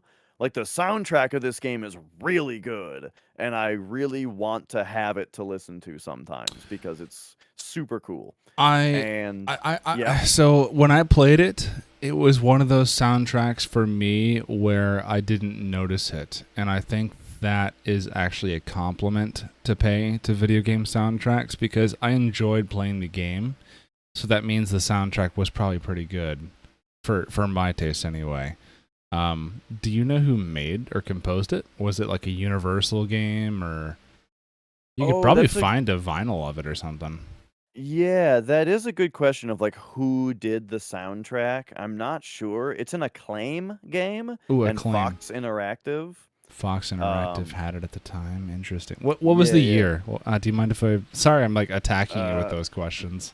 1996 is the 96. is the Ooh. copyright on the box or Honestly, on the case. 96 might have been one of the best years of anyone's life, probably. Just Yeah, putting that out there. 96 was a good year. It was a good Um, year. So yeah, like things to complain about with the game though, and this is also like a difference between the DOS and PS1 version is on the PS1 version, when you pause to look at your map, you got to pause to look at your map and the music stops. And it's really annoying. I don't know. It's a tiny thing, but it's annoying. The music's really good and moody, and you got to stop and look at your map in this game a lot. I And remember that actually, but it felt like yeah. it was like an actual. Okay, so it felt like kind of what I would imagine Alien Isolation was going for, because the game kind of builds a creepy vibe to begin with, and when I was going to my map, it kind of felt really personal. Like, you know how you know how movies will like try to create like a personal moment by making you able to hear the characters breathing. Yeah. That's what it felt like looking at my map to me. Sure, if there was like a breathing sound, I could see something like that. But instead, Oh, you're just kind of jamming to the music, and then the music stops, and I don't like that. However, the DOS version doesn't do it. The oh, DOS version keeps the music going. However, it's a so hardware limitation. you're right. So it is. Is it really? I was So kidding. I mean, it seems like, well, maybe it's not. It seems like it is. But something else that the DOS version does, though, is it has voice samples of Ripley, who you play as. Oh, perfect. Uh, oh god, it gets super annoying. Like you shoot the aliens, and she goes like, "Take that," Oh, good, like good. so often. Oh my god, and it like ruins the immersion. So like the PS1 has this thing where I don't like that the music stops, but at least you don't have all these voice samples that the DOS version has. Is Every there a time you number? fucking Is there a number on the bottom of the back of the booklet that we can call to talk to Acclaim to see how much money they paid Sigourney Weaver to go take that every 5 seconds? Oh man. Also, whenever you shoot the flamethrower, she says, "Burn, baby, burn." Yes. Oh god. Yes, Duke Nukem voice clips from Sigourney Weaver. Yeah, basically. So it's so both versions have their pros and cons. I feel like the PlayStation version is the way to go. There's So hang also on, a the Sega. the PlayStation version doesn't have the Sigourney Weaver voice clips, does it? Exactly. it Oh, does that's not. a bummer. That's a bummer. But It gets. Oh, yeah. You'd laugh the first time you heard it, and then you're sick of it. you are correct. You're absolutely correct. What about the Saturn version? What's different there? I don't know. I have not played the Saturn version. Every yeah. game I've ever heard of that has a Saturn version, if it's a 3D game, I hear it's usually much worse on Saturn. Oh, okay. The composer is Stephen Root, is what I'm hearing about Alien Trilogy. So look him up, and yeah, check out the Alien Trilogy soundtrack if nothing else, because it's great. And there you go. That's I've been playing other stuff too. I've been keeping pretty busy with games lately, but that's been the most of it, right? We had Valheim and Hollow Knight, Permadeath, beat Castlevania Chronicles, started Castlevania Bloodlines, still playing Nocturne, played some Alien Trilogy, and that's been me for the last couple weeks. Yeah, man. You've been going hard on the skill-based games, where I have just been doing. I guess you could say the same when it comes to fighting games. I've been playing a lot of Guilty Gear Strive. Been playing that a lot, getting good with Potemkin, learning how Potemkin works. And then recently, the new DLC characters have dropped for Street Fighter V. And those are Akira, which is a guest character from another Capcom series called Rival Schools. You may have not heard of it. I certainly didn't, because I'm not a huge Capcom person. At least, like, not through that time period. But Rival Schools is this interesting PS1 3D fighting game that involved a lot of silly, like, arcade kind of attacks where you would attack people, and, like, the attacks would just become comedically airborne. So you'd be up in the air fighting each other, and a bunch of shit would happen. So that sounds good. So Akira has this a lot of her combos just knock you up in the air, and for some fighting games, that's a significant advantage to have against someone, is having them up in the air, because that means you can do more shit to them before they hit the ground. But for Street Fighter V, it's beautifully inconsequential, in that she knocks you up in the air, and it's still Street Fighter V. You're not doing all these aerial attacks. It's not Guilty Gear. It's not Marvel vs. Capcom, where you have a million different attack options at any given moment. It's not Smash Brothers, where you can flip, and then all of a sudden now you can reset your attacks because you haven't hit ground yet, or something like that. I'm talking out my ass there, but I know you can do a lot of shit in the air in Smash Bros. But anyway, beautifully executed. Oro is brought back. He's one of the most original characters in Street Fighter. He's in Street Fighter 3, or Third Strike First. Well, I think he's in like at least 2 of the 3 versions of Street Fighter 3. But yeah, they brought him back. He's pretty much just like he used to be. Very dangerous if you know how to use him. Fun to fight against. I've been doing that. Just been playing a lot of solo ranked, because I personally am a grappler character. So I play Potemkin, and I play Zangief, or Zangief, in Street Fighter. Aside from my fighting game escapades, I have been playing a couple different things. JRPG-wise, I started a game I have been requested to play for a long time, which is the Legend of Dragoon on PS1. Yeah. And let me say, man, that game is addicting for the same reason I thought it would be when I first saw my close friend play it when I was a kid, around 2001 or so. He played it. He owned it. I didn't own it, so I never played it. He's the reason who helped me through Final Fantasy VII, and I beat that. But when I was going through Final Fantasy VII, he was going through this. Legend of Dragoon. Legend of Dragoon. And he was going through this game, and I watched him play it once. He's like, yeah, dude, watch this combat. And he starts this attack, and he goes, 1, 2, 3, and I was like, oh my god, dude, this is a rhythm game. This is cool. I like this. And it felt like a JRPG, which was a rhythm game. And man, I don't know why, but I didn't remember any of that from when I was a kid. When I started it up, I heard the words Dragoon, and I'm thinking, okay, Panzer Dragoon. It's gonna have some Dragon Knights in it or some shit. There's gonna be airborne fucking lancing, like jousting or some shit. I don't know, but it's not. And you start this game off. There's a neat little JRPG kind of storyline, typical, and the combat starts, and you go, oh shit. This is cool because like all the combat is almost like QTE focused. Like you have your typical attacks that begin into these nice cool QTEs. Hi Mia. Sorry everyone. Whoever's here for the video podcast, I love this cat who jumps on his lap every time. Mia's adorable.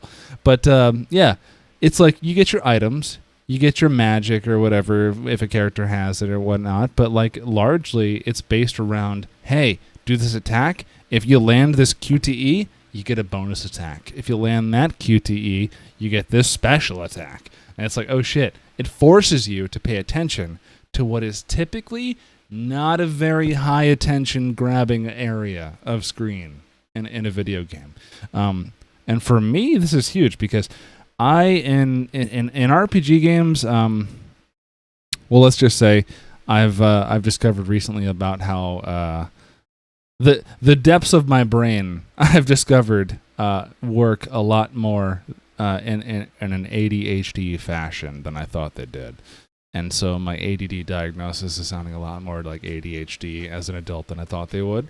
So anything like old school RPGs or PC RPGs where like there's just no visual action whatsoever and you're just looking at frame by frame art, I struggle with that despite aesthetically finding it amazing.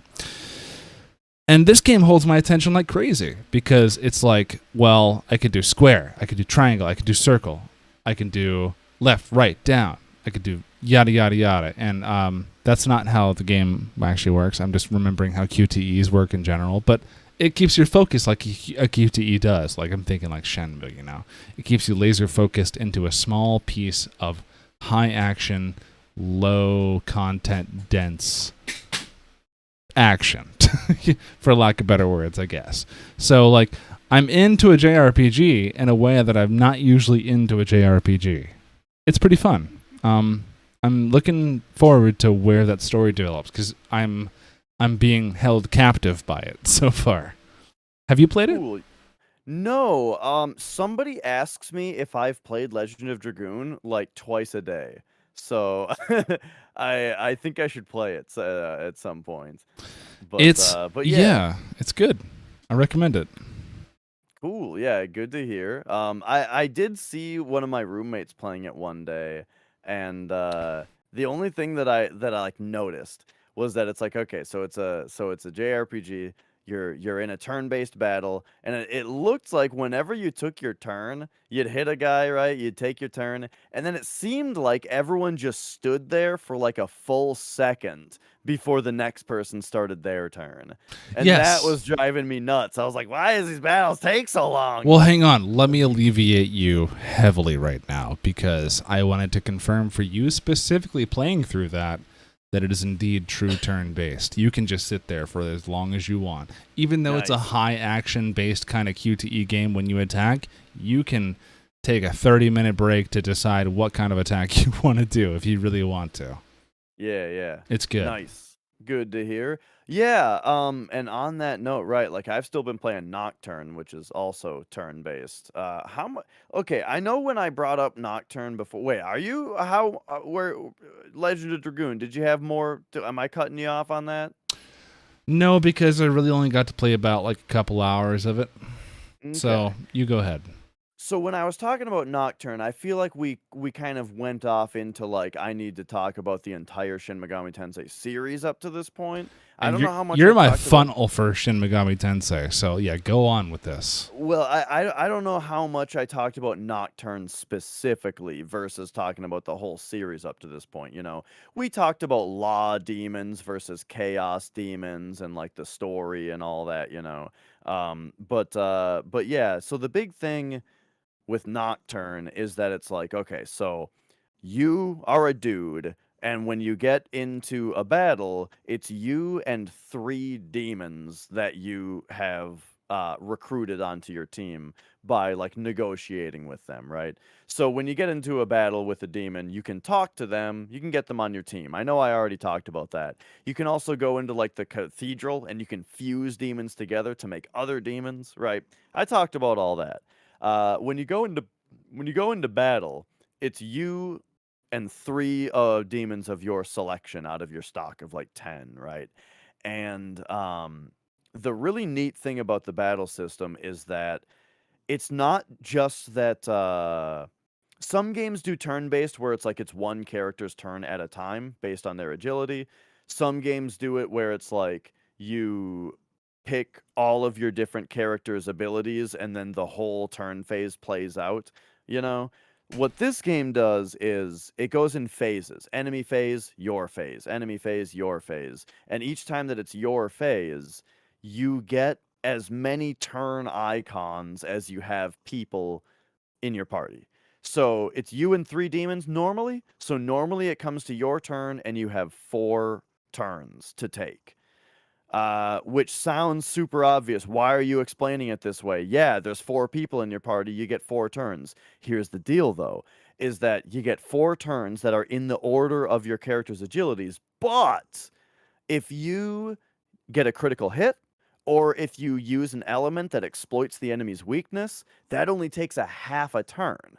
So then it goes to the next guy, and you hit a dude, goes to the next goes to the next guy, and then it wraps back around to the first guy again for if you got more turns, you know what I mean? If you exploit a weakness or get a critical hit on all 4 of your turns, then it wraps around and you go through all 4 of your characters again and get more turns. So it's like a chain attack almost. It's Yeah. pretty sick. However, if somebody misses, or if the enemy is like if the enemy nullifies an element that you hit them with, or something like that happens, then that turn takes 2 turns. So then, Ah, so at that point, then someone in your party might not even get to go that yeah. phase because someone before them fucked up, Oh, that right? that makes it interesting.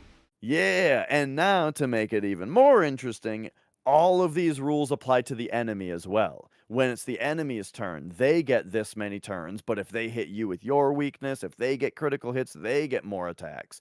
If you planned ahead and you make yourself like resistant to their elements, then they're probably going to fuck up and take up more of their turns more often, and get back to you more often. And this is like super important because so I've been playing the game on hard mode, and hard mode is like pretty fucked, where like every single time that it goes to the enemy's turn, you have to kind of like clench up, you know, and be like, oh god, is someone gonna die? Like every single time, you know.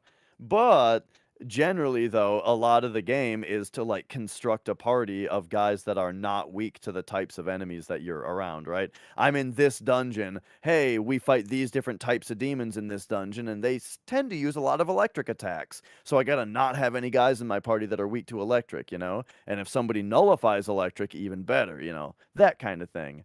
So, man, it's really, really cool the way that, like, this game's like gameplay flow of this game is so good, where it's like you get to a new dungeon and you just get your ass kicked, you know? Yeah. But you see that it's like, okay, what is it that's kicking my ass? It's that this enemy does this attack, which is force based, and 2 of my guys are weak to force. So you got to like rethink your party and go back to the cathedral and maybe like fuse the guys, maybe get a guy that's resistant to force or something like that. Maybe get guys that have more buffing spells or that kind of thing. And everything like that. And then you go back in, and now not only is your party better suited to the area because of their like affinities, but also you probably just have better dudes now. So it's like now you feel awesome because your party is way stronger, you know, because the game like made you go make your dudes better, you know what I mean? It And seems like a complex way to get your ass beat.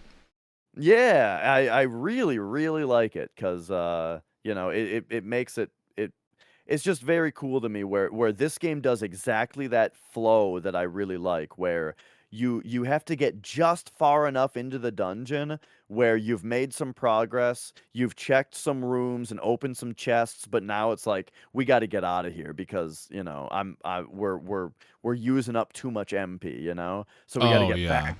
So we got to get back to the healer and we save. We lock in all the progress, and then when we go back in, now we can run straight to where we left off, and get a little bit deeper into the dungeon. So it's got exactly that flow to it that I really like, on top of this idea of like always changing and upgrading your party with different guys with different abilities and stuff. And yeah, it is a hell of a game, man. Hell of a game. And I know I talked about like the whole Shin Megami Tensei series at one point and how this is like the 5th game in the series or the 3rd game that has the name Shin Megami Tensei. But if you've never played the series before, you don't have to start with the old ones like I did. I mean, if you're Really? more interested in just starting with a modern one or one that you don't have to get a fan translation for, I mean, you can just play Nocturne, Well, you're right? you're going And the route that I'd want to go because I want to kind of start with the earlier games. yeah, like I like to do that. But Nocturne is on like they just made a HD version of it on Switch and on PC. So like if you just wanted to real conveniently just get the game on Steam and play it, you're not gonna like, it's fine, right? To do that. That's all. I'm not going to miss a whole Um lot of references or anything. yeah, I don't think so, especially because sometimes they do make references to things that used to happen, but the localization is different than the fan translation did it, Yeah. so you might even be more confused then. But yeah. So yeah, it's oh my gosh, it's such a good game. I am absolutely loving it. Uh there's been a couple bosses that have taken me like hours to beat, because I get up to them and like they just kick my ass. So it's like, okay, I got to rethink my whole strategy and I go in and I die again. And then, all right, maybe if I do this and then I die again. And then I'm like, okay, okay, okay. I need better demons, right? So then we go do some fusion. I end up with some mega badasses that I didn't know I could have at this point, but the game forced me to investigate it. So now I've got this way more powerful team, go in, barely get my ass kicked. So I'm like, okay, that's progress. Now we got to figure out the strategy with the new party to make it through. And I figure out little things like, okay, for example, there's this one boss that so there's these buffing spells in the game where you can buff your agility and you can stack it up to 4 times. If you cast it 4 times, it'll be Damn. it'll be useful 4 times and then it doesn't have any effect anymore. Now this guy had this ability that would increase his agility all 4 times in a single move because he's a Oh. boss, right? So he's just like, boom, I've maxed out the buff, and I'm like, fuck. Problem is, if you do like there's like a dispel move, right? That takes away the enemy's buffs. Yes. If you do that, then he just rebuffs, and you're like, Oh. shit, okay, that's kind of a waste. So what I found out though is that there is a regular debuff move you can do that has the normal like 4 stacks. So if you debuff him 4 times after he buffs, then just like the dispel, he rebuffs, right? Shit. But if you dispel him or if you debuff him 3 3 times, times? then he won't rebuff anymore. So it's like he's still buffed, he's still a little buffed, but now it's only 1 stack instead of 4. And so Ah. it's like you have to start to like manipulate the AI in ways like this where like you think about the way that the boss thinks and picks its moves. Sometimes I debuff bosses just so that they have to use a turn rebuffing themselves Yeah. and that kind of thing, like So it's you're the guy that the boss goes, come on, man. right. Well, he's doing it to me. He's Yeah, I doing it know. first. So yeah, it's Well, so good. it's kind of like, funny that you say that because I have a friend who his entire strategy growing his own like method of playing fighting games I was thought you said growing his own meth for a second. Go on. well, and also growing his own method for playing fighting games. But he learned that like manipulating the AI by doing what you said, like maybe not debuffing, etc., but like just like watching their behavior. This guy developed his entire style by turtling, essentially, by going, hey, when you play fighting games, and a lot of them, the CPUs kind of suck. Like, they're good to fight against, but, like, when you kind of just, like, act a little fucking weird, they don't know what the fuck to do. So, like, if you just kind of sit still for a second, they'll just go, they'll come at you, but, like, they'll fake out, and they'll stand there for a second, and, like they'll throw a punch, and if you don't react, they'll just be like, oh, okay. All right. Well, I mean, you heard the bell, right? Like we're gonna fight. Yeah. Okay. Let's go. And they come up to you and they'll kick you. But like if you block it and then don't move, don't input, they're just like, what the fuck is this guy doing? What's going on? I don't know what's going on right now. Like they're very reactive. Exactly. So give them anything to react to. Yeah. Exactly. So he developed his own fighting style of just like let them come to you, defend, and then as soon as like you get the plus frames from you defending, like blocking their attack, then just lay into them. So like he would just like go from high action from reaction to nothing again, and then just like fucking with the AI that way. And it's just like that translates to fighting against people in a very distinct way, depending on the character you pick. Yeah, like how does a human deal with that strategy? Not well, if you're me. So like okay. So my prime example of my friend who does this, my friend Chibi, he plays a character called Abigail. Abigail is a Final Fight character in the Capcom universe, and Abigail is this man. Okay, so my character is Zangief, the Russian wrestler, tall mountain of muscle dude. He's a grappler character. Traditionally, this is where grapplers come from. Is this guy? He's not good at combos. He's not fast, but if you're close and he gets his hands on you, he's going to do a lot of fucking damage to you. That's how grapplers work. So this guy is another grappler, and for the longest time in Street Fighter history, Zangief, my character, was the biggest character in Street Fighter character history until Andre came along, but different character. Anyway, Hugo, anyway. Abigail comes out, and then he's the biggest character. So my character, who is traditionally the biggest character, is now trying to do what's called footsies in fighting games, which means, like, let me see if I can get my low punch to go at you, and if it's not long enough to reach you, well then hopefully when you attack me, I can't get you. So, Abigail's normals, this huge fucking guy's normals, are longer than my pokes, and my pokes meaning it kind of what it sounds like. It's like I can get you like poke, quick attack, and then like a reaction from a very small frame perspective, but very large hitbox perspective. Hopefully, all my pokes shorter than Abigail's reach. So this guy's turtling is ruining me as a character who needs to be close to you. So he just can't. I cannot get in from this guy's fighting style, which has totally been derived from single player fucking with AI. So anyway, that's a tangent. You reminded me of that. Anyway, sorry. Oh, sure. All right. I have another game if you want to talk about that. You say that again? I have another game if you want to talk about it. It won't be long. Oh yeah, go for it. And I think you'll be interested in this for one reason. It's a sports game. It's not like a ball game, like a sports game. It's a racing game. Okay. And the reason I picked it up, not only because of the price tag, which I don't know if our video viewers can see this, but I'm pointing at right now, is $8.99 on this Super Nintendo cartridge, which is a game called GP1. And the whole reason I picked this up was because, well, MotoGP, motorcycle racing. Well, of course I'm going to be interested in it, of course, right away. But mostly because, again, for our video viewers, and you won't be able to see this if you're audio, but there is, aside from the Super Nintendo branding, a lot of Atlas logos on this. There's a big Atlas logo right here, and on the motorcycle that is in the art of the game itself, the motorcycle itself is branded with the Atlas logo.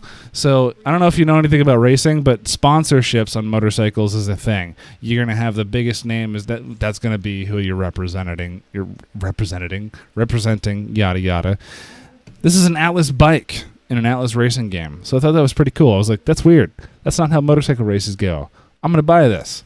I pick it up, and I tell you what, man. You think this is a racing game when you play it? It's got Mario Kart, well, I should say Super Mario Kart graphics, in that you have a sprite atop a 90 degrees rotated 2D plane to represent a track.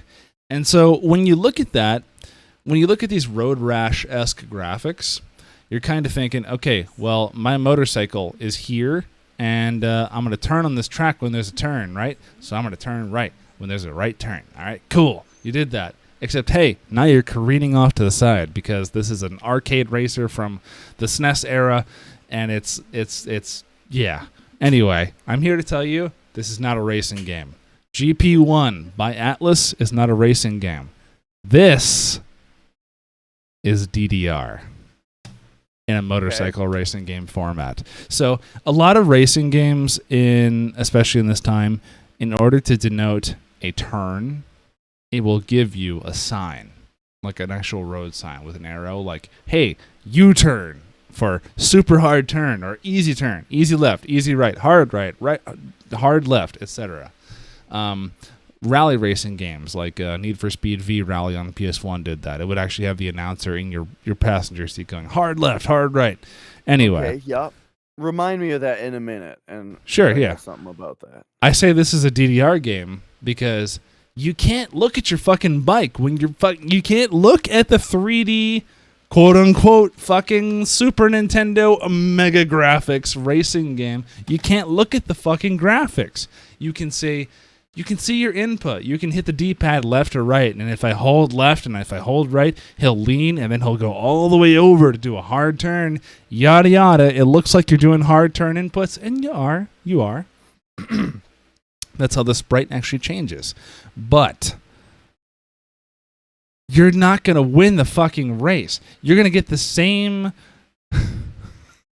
You're gonna get the same hilarious graphic ending at the end of every race that I got, which was, for some reason, a 2-stroke motorcycle with its gas tank removed and its seat removed, and then 2 scantily clad, very not scalable to the machine in the background picture babes with umbrellas and bikinis holding up a chalkboard that says, and then it goes, hopeless, with an exclamation point at the end. Hopeless, to show your position in the race. If you follow the road, Super Mario Kart style, you're going to be hopeless every time. But if you just look at the arrows at the top of the screen and then just put that much input into your D-pad, the second you see those turns, if you look secondhand at your little sprite at the bottom, you'll notice him just going perfectly, passing every single other fucking racer, just right past him. Unless, of course, you're in a collision course with someone and that could be a problem. But, like, for the most part, if you follow the arrows and put them in your D-pad, you're going to get literally like a mile ahead of everybody else in the race. It's like a cheating mode. It's weird. So this is like a HUD element that you're looking at? Yes, exactly. This brings me to, like, I don't know what to call this phenomenon, but it's something that I've noticed that is a thing that I don't like in games, which is where games give you too much valuable information on the HUD to where you don't look at the game anymore. Yeah. You know? Like, there's a lot of games where, like, the radar, for example, is way too informative, Yes. and so you end up you're just staring at the radar the entire time you play the game. Screw the graphics and the actual environment that you're in and the atmosphere. All you need is in this 2-inch square in the corner, you I know? know. And it's a real shame when games do that, but it's, and I don't know what to call it, but I notice it It's sometimes. Like, it's like screen surfing without the cheating.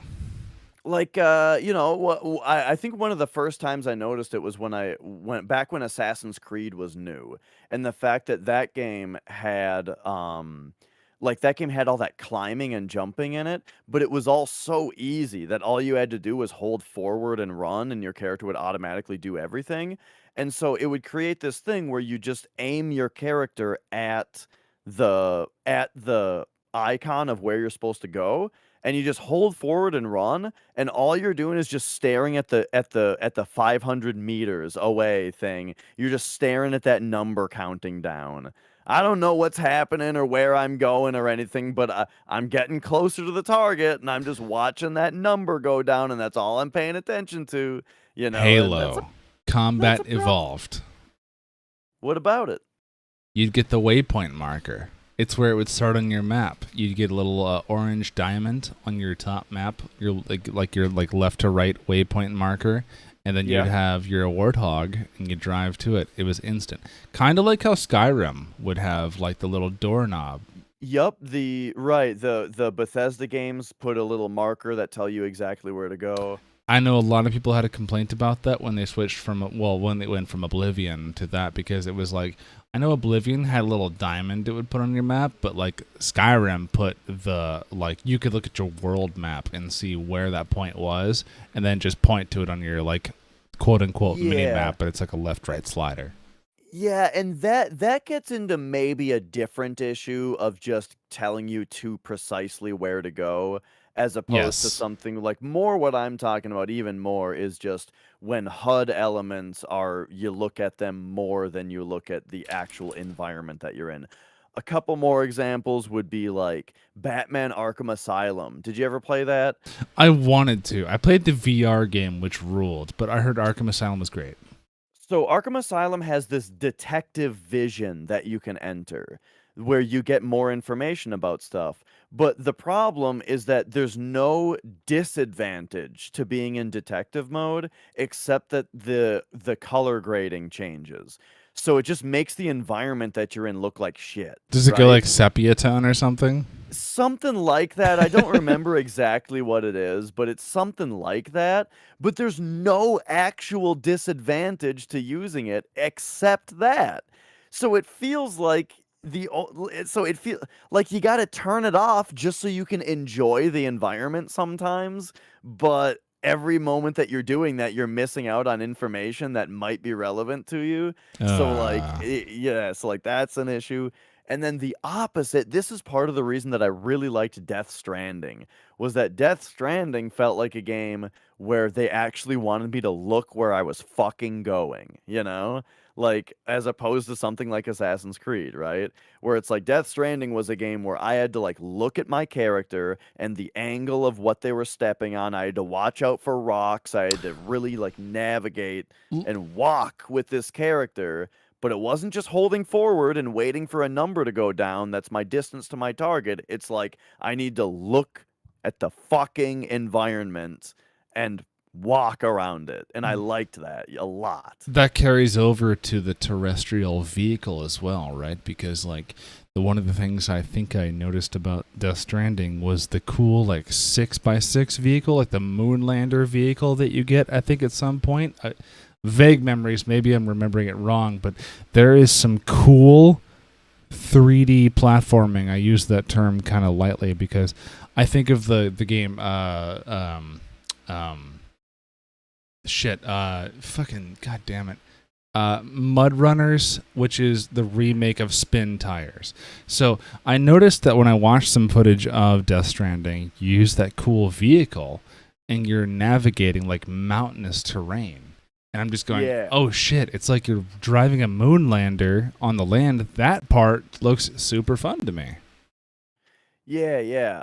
Death Stranding was a really cool game. I just, and I could have a lot to say about it, but I just wanted to bring it up, or I just wanted to bring it up as part of the conversation as a good example of a game that is really modern and has a lot of the same kinds of things that modern games have of like Hmm. just walk to this area, but it doesn't fall into those traps It of doesn't fall like into HUD making you it, know too much. Yeah. yeah, exactly.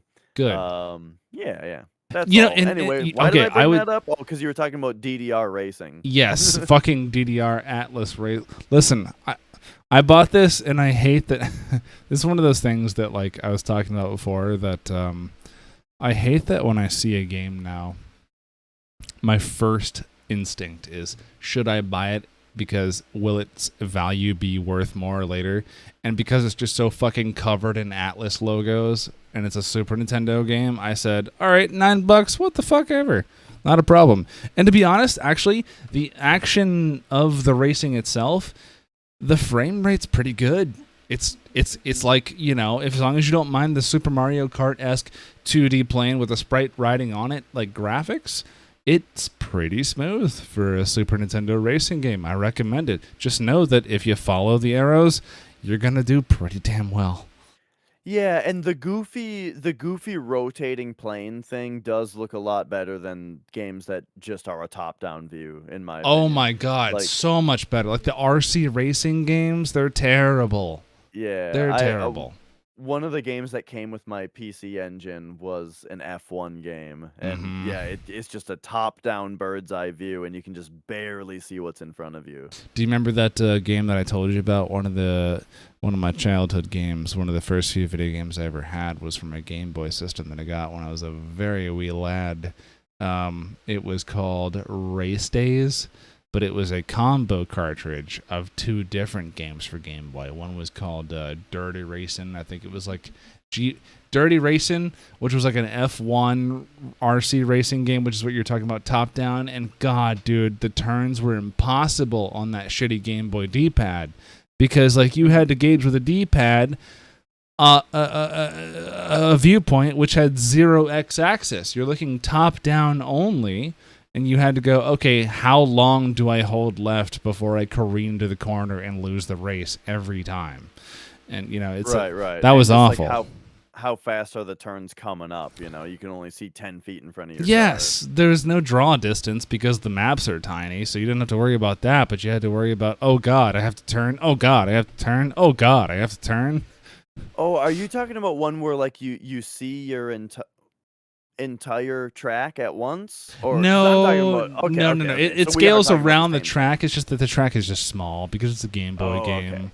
And Yeah. and conversely, Jeep Jamboree, which is the other game on race days, is a first person, beautiful first person Jeep YJ in the cockpit racing off road thing where you kind of just drive where you hope there's track.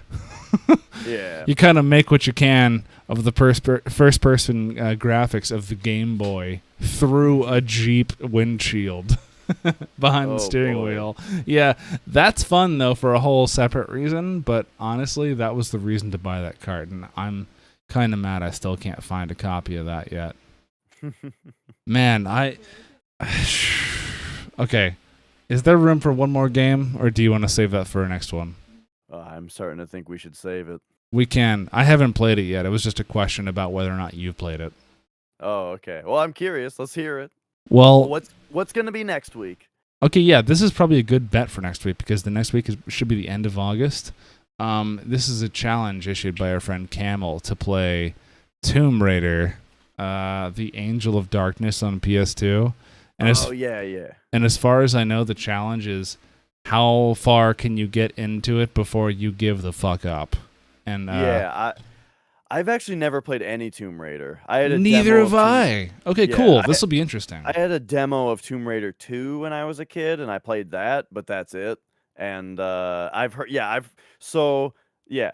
If you're hearing this, we've heard that Angel of Darkness is like the worst Tomb Raider game, Oh, and is I it? think, oh yeah, it's supposed to be horrible. Oh no.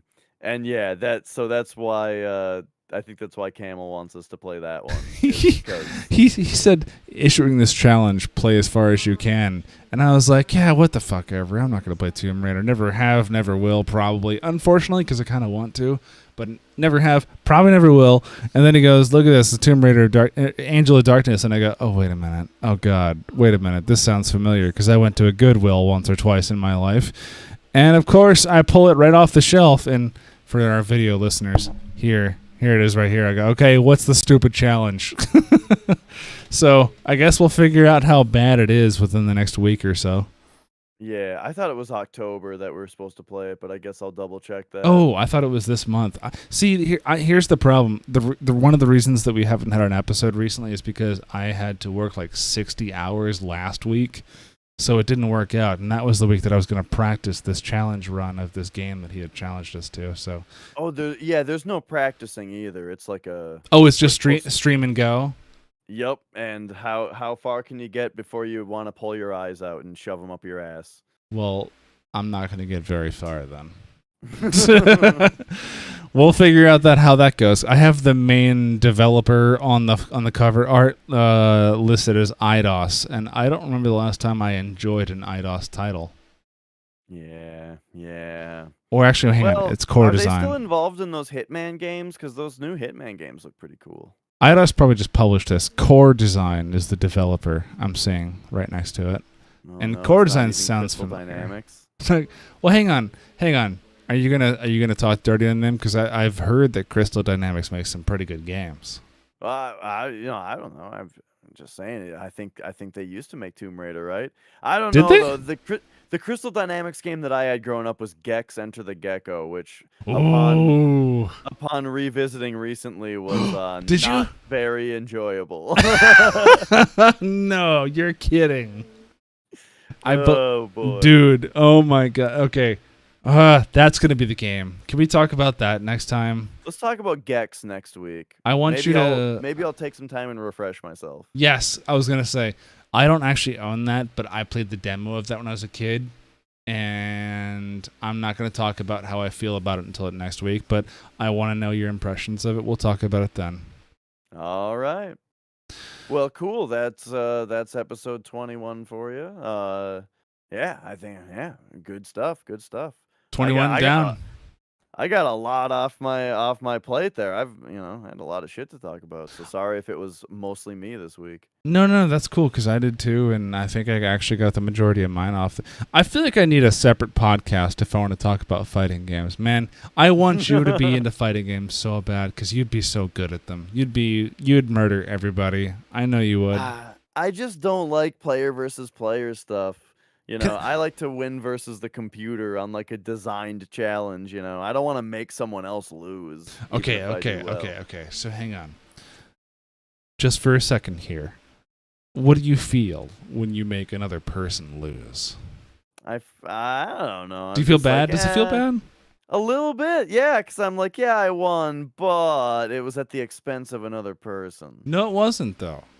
No, yeah, it wasn't. I know, because if I lost, I wouldn't feel like it was my expense. I would feel like I learned something, and, it was still fun anyway, and yada, yada. I know. And when that other person goes, dude, when I did that, I thought I had that down pat, and when you did that, it threw me off my shit entirely. GG. That's a good fucking feeling, man.